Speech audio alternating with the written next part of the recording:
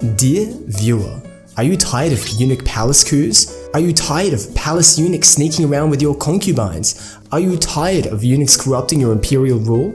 According to Confucius in the Spring and Autumn Annals, less than half of all rulers die from illness. Secret poisonings, stranglings, knifings, all common in the imperial household. And here you thought being emperor was all about the easy life. But in reality, most people in your palace want you dead. Well, do I have the solution for you? Just like how Niccolo Machiavelli wrote the book The Prince for an upstart young prince, so too does the Hanfeizi come to you. It's got everything you need to whip disloyal servants into place and stopping scheming eunuchs from turning you into a living puppet. You see, the eunuchs can be pretty nasty characters. Very many times throughout history have eunuch cliques taken over control of the kingdom. So the only way to deal with them is to use psychological mind games to keep them off balance. The Hanfeizi is a book written by legalist scholar Hanfei to the king of Han state during the Warring States period. The king of Han famously ignored Hanfei's teachings, but when he came to the land of Qin, a young, soon-to-be emperor, Qin Shi Huang, would take a strong interest in Hanfei's work and would use it to guide him through the many power struggles facing him during that period. What's clear to Qin Shi Huang after reading the Hanfeizi is that a sovereign who can't wield his subordinates effectively will be destroyed. The Hanfeizi used real-life examples of kings during the era who met an unfortunate end for not heeding the warnings in the Hanfeizi. For example, Zhu Han said to the ruler of Sun, "Since the people all delight in rewards and gifts, you should bestow them yourself. But since they hate punishment and death sentences, I beg to be allowed to dispense these for you."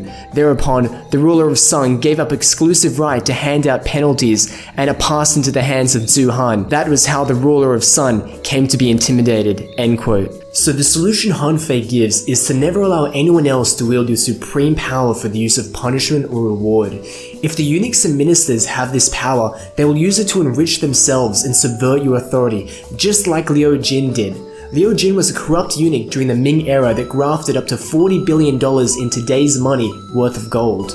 What you need to understand is that the eunuchs are always scheming against you. They want to enrich themselves, increase their status, and corrupt the state's affairs. You can never trust any of them. Quote, "Moreover, if the ruler uses his eyes, his subordinates will try to prettify what he sees. If he uses ears, they will try to embellish what he hears. And if he uses his mind, they will be at him with endless speeches." End quote. The process by which ministers invade the rights of the sovereign is as gradual as the shifting of the contours of the landscape. Little by little, they cause him to lose his sense of direction until he is facing east, where before he was facing west. The eunuchs, the ministers, the harem, they're always listening to you closely to see what you like and dislike so they can find some scheme to use to extract value from you. If you don't heed this is what can happen. Quote, "Because the king of Yue admired valor, many of his subjects who were to be punished defied death.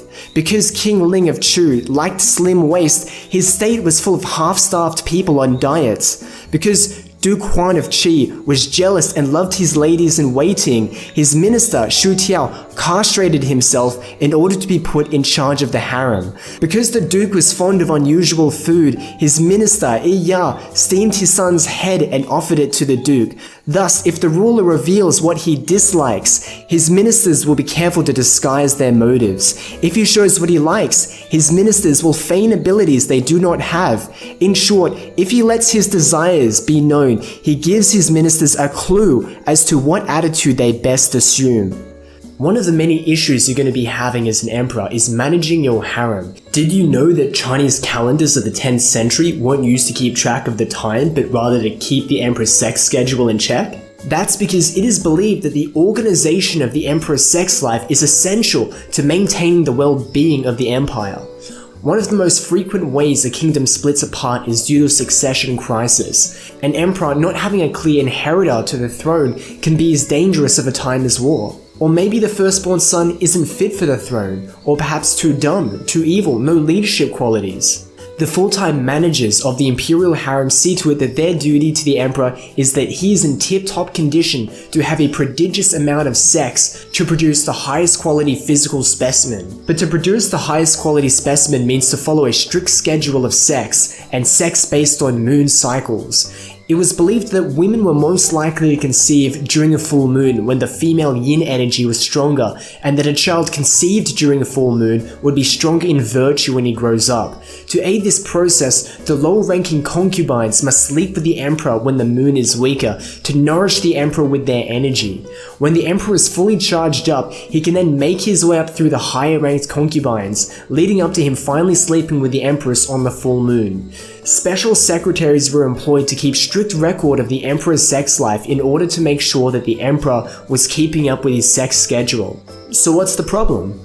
Well, living like that with that many women is going to get you killed for one reason or another. For instance, the 12th emperor of the Ming dynasty, he has a higher-ranked imperial concubine named Wang Ning, who is jealous of a low-ranked concubine called Duan. So Wang Ning spread a rumor that the emperor had lost the mandate of heaven because consort Duan put a spell on him. In fact, consort Duan is a fox spirit, and her smell on the emperor has offended heaven. However, the emperor finds out about the plot and punishes Wang Ning instead. He punishes her by sending her out to collect drops of dew off a banana leaf, which is his favorite punishment for misbehaving consorts, as he likes to drink the dew. However, Wang Ning bands together with a number of other disaffected concubines who were also similarly punished. They then sneak into the emperor's room and lynch him with a bedsheet. All of the girls are jealous, and some of them are crazy, and all of them are vying to stay relevant in the pecking order. All of them are spreading rumors and scheming against each other.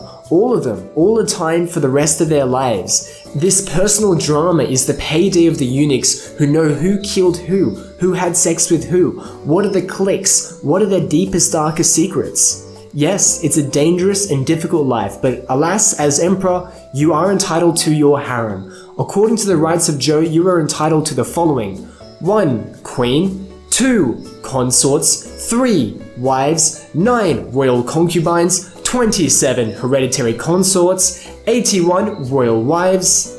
So with that many girls, how on earth do you survive this kind of hostile environment? Easy, just do what the Marquis of Han once did. Quote, "Once in the past, Marquis Chow of Han got drunk and fell asleep. The keeper of the royal hat, seeing that the Marquis was cold, laid a robe over him. When the Marquis awoke, he was pleased and asked his attendants, 'Who covered me with a robe?' And they gave the answer. The Marquis thereupon punished both the keeper of the royal hat and the keeper of the royal robe. He punished the keeper of the robe for failing to do his duty, and he punished the keeper of the hat for overstepping his office." End quote. So what does that mean? You must make everyone accept the given boundaries. If someone's job is to be a palace concubine, then her job is to be a palace concubine. If she takes up the job as palace gossiper, then she's violating her role and she must now be punished. Likewise, if a minister's job is to be a minister and he becomes a corrupt grifter, then he gets punished. But get this is key.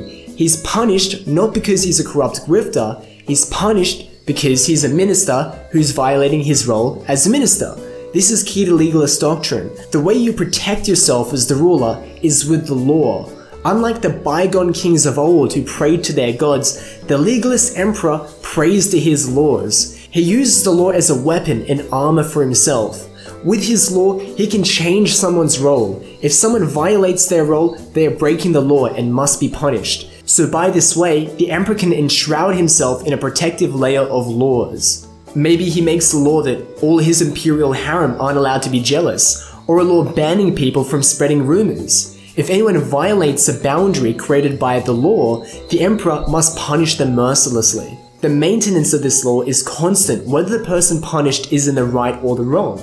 Quote, "Hence an enlightened ruler in handling his ministers does not permit them to gain merit by overstepping their offices, or to speak words that do not tally with their actions.